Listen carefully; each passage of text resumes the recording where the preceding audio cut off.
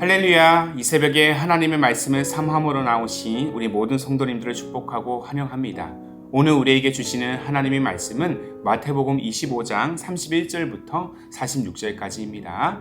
본문의 말씀을 제가 봉독하겠습니다. 인자가 자기 영광으로 모든 천사와 함께 올 때에 자기 영광의 보좌에 앉으리니 모든 민족을 그 앞에 모으고 각각 구분하기를 목자가 양과 염소를 구분하는 것 같이 하여 양은 그 오른편에 염소는 왼편에 두리라. 그때에 임금이 그 오른편에 있는 자들에게 이르시되 내 아버지께 복받을 자들이여 나와 창세로부터 너희를 위하여 예비된 나라를 상속받으라. 내가 줄일 때에 너희가 먹을 것을 주었고 목마를 때에 마시게 하였고 나그네 되었을 때에 영접하였고 헐벗었을 때에 옷을 입혔고 병들었을 때에 돌보았고 옥에 갇혔을 때에 와서 보았느니라.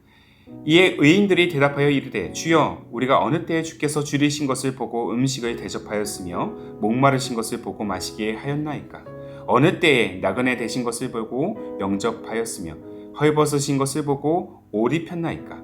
어느 때에 병드신 것이나 옥에 갇히신 것을 보고 가서 배웠나이까 하리니 임금이 대답하여 이르시되 내가 진실로 너희에게 이르노니 너희가 여기 내 형제 중에 지극히 작은 자 하나에게 한 것이 곧 내게 한 것이니라 하시고 또 왼편에 있는 자들에게 이르시되 저주를 받은 자들아 나를 떠나 마귀와 그 사자들을 위하여 예비된 영원한 불에 들어가라.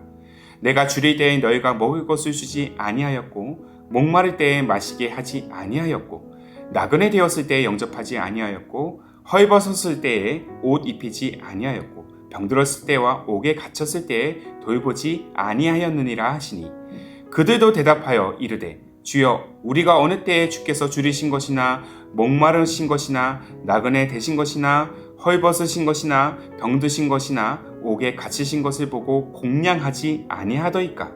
이에 임금이 대답하여 이르시되 내가 진실로 너희에게 이르노니 이 지극히 작은 자 하나에게 하지 아니한 것이 곧 내게 하지 아니한 것이니라 하시리니 그들은 영벌에 의인들은 영생에 들어가리라 하시니라. 아멘. 자, 오늘 말씀은 지극히 작은 자 하나에게 라는 제목으로 함께 나누기를 원합니다. 자, 몇 년 전에 제가 겪은 일이 있습니다. 그때도 제가 분당 어느 교회에서 사역을 할 때였는데요. 길을 지나다가 낡은 옷을 입은 한 남자가 거리에서 사람들에게 이렇게 구걸하면서 외치는 장면을 제가 목격을 했습니다. 그는 도와주세요. 도와주시면 하나님께서 당신을 축복하실 것입니다. 라고 아주 큰 소리로 외쳤습니다. 저도 많은 행인들 틈에서 그분 곁을 지나갈 수 있었는데요. 처음 지나는 순간에는 별로 대수롭지 않게 여기면서 제 가던 길을 그냥 계속해서 나아갔습니다. 그리고 탄천 넘어 반대편 동네로 다리를 건너는 사이에 순간 제 발걸음이 더 이상 나아가지 않았습니다. 제 뒤에서 울리는 그 남자분의 목소리가 너무 간절하게 제 마음을 파고들기 시작한 것이죠. 다만 그 시절에 제가 그렇게 경제적으로 너무 어려운 시기를 지나고 있었고 제 수중에는 현금이라고는 5,000원이 전부였습니다. 그것도 제가 그 돈으로 어느 분식집에서 저녁을 해결하기 위해서 남겨둔 것인데 그런데 하나님께서 문득 제 마음 가운데 이런 음성을 남겨주신 것 같았습니다. 본진아, 내가 너를 사랑하는 것만큼 저 친구도 내가 사랑하는 존재란다. 나의 사랑을 너가 그에게 한번 보여주지 않겠니? 비록 제 수중에 든 것이 이 5,000원이 전부였지만 저는 가던 길을 돌이켜서 다시 그 남자에게 다가가서 손에 그 돈을 쥐어줬습니다. 그리고 그 남자는 제게 너무 고마워하면서 제가 그 자리를 완전히 떠날 때까지 하나님께서 당신을 축복하실 것입니다. 하나님께서 당신을 축복하실 것입니다. 라고 계속해서 반복해서 저를 향해서 외쳤습니다.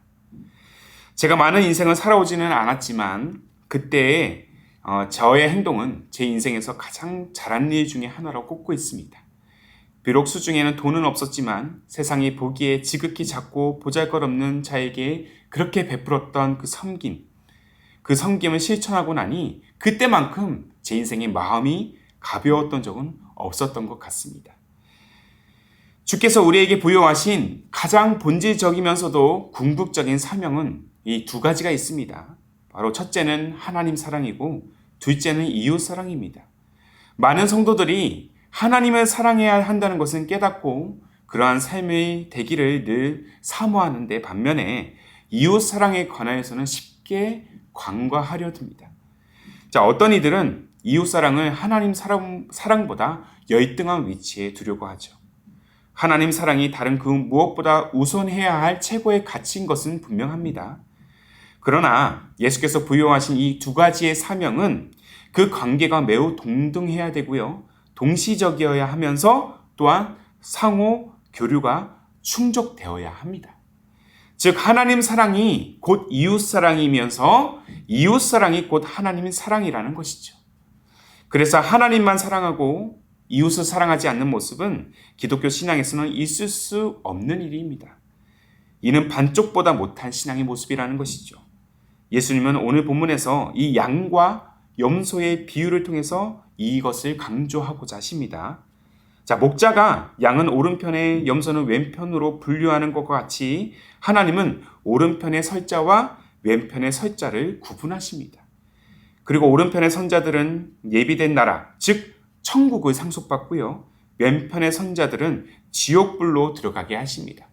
그렇다면 주께서 오른편, 이렇게 왼편으로 가르는 그런 기준은 과연 무엇이겠습니까? 그 기준은 바로 지극히 작은 자 하나에게 어떤 행동을 했느냐라는 것입니다. 성경은 지극히 작은 자의 대표적인 모형을 다음과 같은 5가지 형태로 나타내고 있습니다. 줄인 자, 목마른 자, 헐벗은 자, 병든 자, 옥에 갇힌 자, 이렇게 5가지를 분류하고 있는데요. 이들은 바로 이 땅에서 소외당하는 사회적인 약자, 빈곤층, 노숙자, 장애인, 시한부, 바로 전과자와 같은 존재들입니다. 자, 주님은 이들을 외면하는 자에게 지옥불이 내려질 것이라고 강력하게 경고하고 계십니다.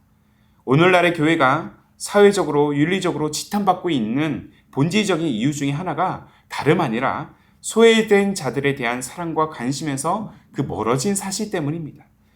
양적인 성장과 그 웅장한 예배당에는 관심이 많아요. 그러나 지극히 작은 곳에서는 점점 더 냉소적으로 변해가는 모습들을 우리는 부정할 수 없습니다. 성도의 삶도 마찬가지입니다. 큰 믿음과 축복을 얻기 위해서 예배와 기도 모임에 빠짐없이 참석합니다.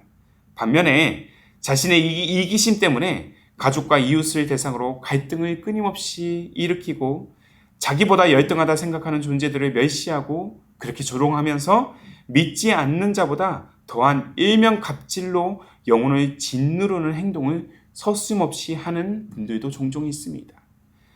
과연 이러한 모습을 바라보시는 주님의 마음은 어떻겠습니까? 이는 죄 사함을 얻은 후 구원을 받고 은혜 받은 자와 전혀 다른 모습입니다.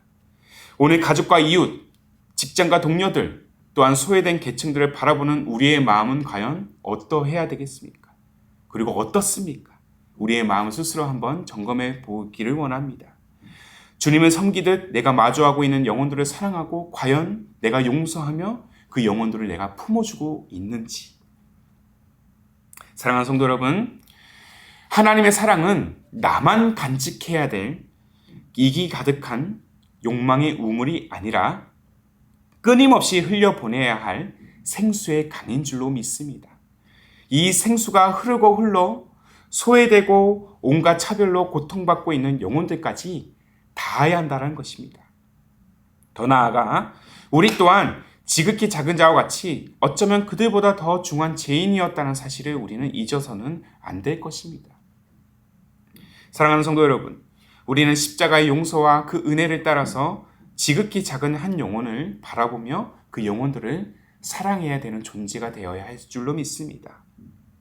우리 교회가 가진 3가지의 사명과 비전이 있죠. 첫 번째는 하나님께, 두 번째는 서로에게, 세 번째가 바로 이웃에게입니다. 우리는 늘 우리 자신을 향한 시선을 넘어서 지극히 작은 자, 또한 헐벗고 굶주린 자, 내면의 상처로 얼룩진 채 고통과 방황의 여정을 거니는 자를 늘 주목해야 될 것입니다. 그리고 세상으로부터 부정당한 자까지 우리는 품어야 될 줄로 믿습니다. 주께서 우리를 그렇게 살도록 부르셨기 때문이에요.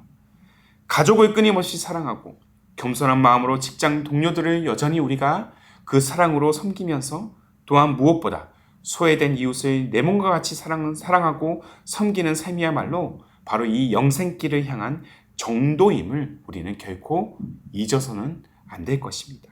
무엇보다 우리 교회가, 우리 기쁨이 되는 교회 모든 성도들이 지극히 작은 자 하나를 섬기는 일에 우리는 마음을 쏟아야 될 것입니다. 그렇게 하나님의 사랑을 전하는 일에 그 사명을 다하는 그런 사랑과 섬김의 공동체가 되는, 그러한 우리 기쁨이 되는 교회가 되는, 하나님의 사랑을 증거하고 하나님의 기쁨을 온전히 이 세상에 우리 이웃들에게 전하는 그러한 신실한 공동체가 되기를 주님의 이름으로 축복합니다. 오늘도 한번 우리 주변을 돌아보면서 우리가 품어야 할, 우리가 섬겨야 할 영혼들이 있는지, 누구인지를 한번 찾아보면서 우리가 그 사랑을 온전히 전하며 그 사랑의 통로가 되어서 마땅히 거룩한 부르심에 응답하는 인생이 되기를, 그런 우리 모두가 되기를 다시 한번 주님의 이름으로 축복합니다. 아멘. 함께 기도하겠습니다. 사랑과 섬김이라는 이 거룩한 사명을 우리에게 선사하시는 주님, 이를 위해서 하늘의 모든 권세를 내려놓으시고 이 땅에 오셔서 섬김의 사역을 감당하신 주님을 이 시간 바라봅니다. 반면 내 영혼은 스스로의 신앙, 스스로의 마음에만 집중하려는 이 이기적인 마음으로 인해서 우리를 넘어 소외되고 고통받는 영혼들을 돌아보지 못할 때가 많음을 우리 또한 고백합니다. 그저 우리의 욕심을 채우고자 이웃에 대한 무관심과 질시를 반복했던 우리의 교만함을 용서하여 주옵소서. 하나님 사랑의 궁극의 보답과 실천이 이웃을 사랑하는 이름을 잊지 않게 하옵소서. 우리 시선과 마음이 늘 지극히 작은 자들, 소외된 자들, 아픔과 고통이 메인 자들, 길을 잃고 방황하는 자들을 향하게 하시고 그들의 어두운 마음에 예수 그리스도께서 선사하시는 그 사랑의 빛, 생명의 빛이 비춰지도록 우리를 사용하여 주시고 인도하여 주옵소서. 무엇보다 우리 기쁨이 되는 교회가 하나님께, 서로에게, 이웃에게 사랑과 섬김의 그 모범을 보이는 거룩한 사명을 감당하는 그 공동체가 되게 하여 주시고, 많은 난관 속에서도 지극히 작은 자 하나에게, 지극히 작은 자들을 향한, 우리의 이웃을 향한 이 사랑의 사역을 온전히 감당하도록 멈추지 않도록 우리를 인도하여 주옵소서. 이로 인하여 교회와 가정이 회복되고 지역과 도시가 변화되는 그 비전을 우리가 함께 소망하게 하옵소서. 그렇게 우리를 지극히 작은 영혼을 향한 섬김의 자리로 이끄실, 그렇게 부르실 우리 주님 예수님의 이름으로 기도하옵나이다. 아멘. 오늘도 주신 말씀에 따라 우리 두 가지의 기도 제목을 붙들고 함께 기도하기를 원합니다. 먼저는 우리 시선과 마음이 늘 지극히 작은 자들, 곧 소외되고 아픔과 고통에 매여 길을 잃고 방황하는 자들을 향하게 하시고 그들의 어두운 마음에 예수 그리스도께서 선사하시는 생명의 빛이 비춰지도록 인도하여 주옵소서. 그럼 더 나아가 무엇보다 우리 기쁨이 되는 교회가 이웃에게 사랑과 섬김의 이 거룩한 사명을 감당하게 하시고 많은 난관 속에서 지극히 작은 자들을 향한 우리의 이웃을 향한 사랑의 사역을 온전히 감당하도록 인도하여 주옵소서. 자, 이 두 가지의 기도 제목을 간절한 마음으로 함께 고백하시면서 기도로 하루의 삶을 열어가시기를 바랍니다. 함께 마음을 다해 기도하겠습니다.